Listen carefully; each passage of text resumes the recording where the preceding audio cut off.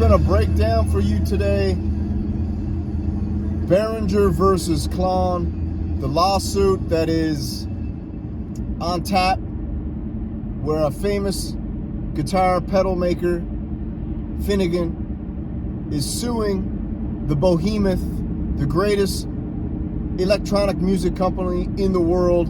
For me personally, the greatest synthesizer company in the world.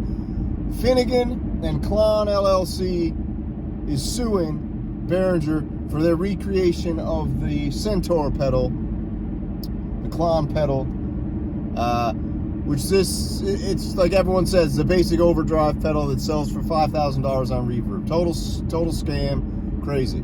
So they're suing them. So just in the general look at it, you'd be like, oh, this is just a small little boutique at home in his garage pedal maker who's going after the big guy because they ripped off his design. That's what it is on the surface. But I've got a little synthspiracy for you that I think might tickle your umblangata, okay?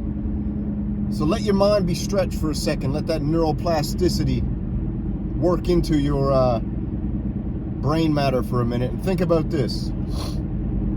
There's two theories. The first one is this. Uli Behringer does nothing by accident. When you go and do an absolute identical clone, if you've noticed the guitar pedals that he's cloned recently, or the synthesizers he's cloned, they're never quite identical. There's always some type of difference, whether a little bit of a look, some extra features, different name, a combination of all three. So the man's a pure genius. He does nothing by accident. He's epically strategic. And if you ask me, this was well thought out. And what it is to me is a beta test of the system. He knew he was going to get sued, I'm sure. A beta test of the system, a stress test, a bring your forces right to the edge just to see how far you can push the limit of recreation. And this pedal itself is close to looking almost the same. I think the Behringer one looks better. If I'm being honest, the Behringer pedal looks way better. Smaller, cleaner.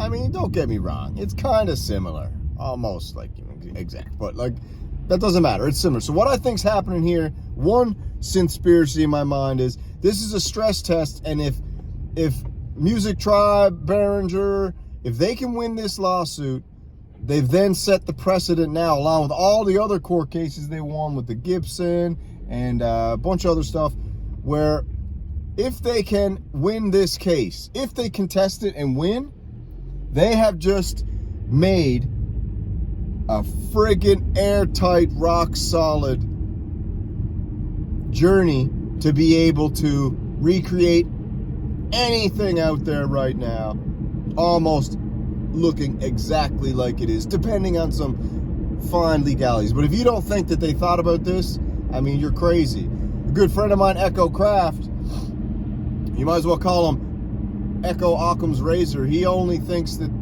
he lives by the Occam Razor, right? This guy. Love the guy, but he lives by Occam Razor.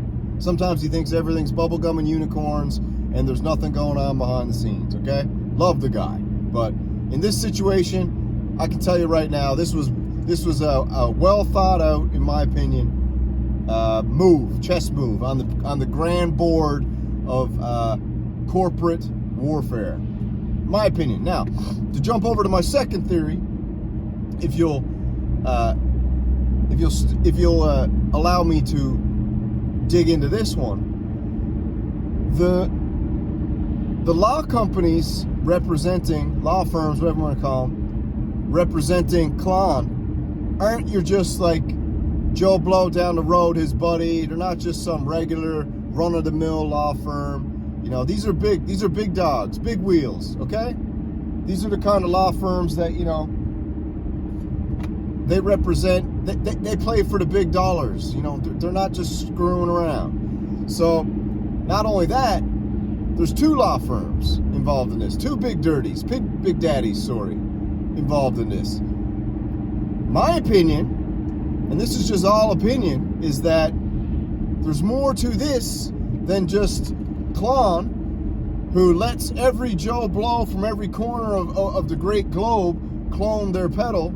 I mean, what is there? Thousands and thousands of clones of these things from every corner of the earth. And there's never been an issue. Never been a problem, as far as I researched. Maybe there was one or two, but as far as I know, all those little companies have been cloning this thing because it's a basic overdrive pedal, and, you know, it's nothing super special, you know what I mean? It's not like you need to recruit all the greatest minds on the planet to put this thing together and whack a load of goop on it, okay? So I wouldn't doubt that right now Behringer's on such a friggin' run, such a warpath, and such a exciting meteoric rise to become the greatest synthesizer company. Now they're getting into the pedal game, that I wouldn't doubt if a lot of the big boys have put some moolah behind this little venture of Klon, because this is a very, very expensive venture, and one they could very well lose. So it's high risk, high reward. But the reward to me isn't monetary. The reward to me, for the Synth Mafia who are backing this project, the reward to me is for them to really do some damage to Behringer, because Behringer's doing damage to their bottom line. That's my opinion. That's my two competing theories. I'm going to follow it. I'm going to flesh it out. You guys let me know down in the comments what you think. But this is either a stress test on the system to push the limits of recreation to almost identical, or it could be a combination of both, actually, or it's just Behringer doing what they do and recreating a pedal because some guy's been ripping people off forever and artificially inflating the value of this pedal.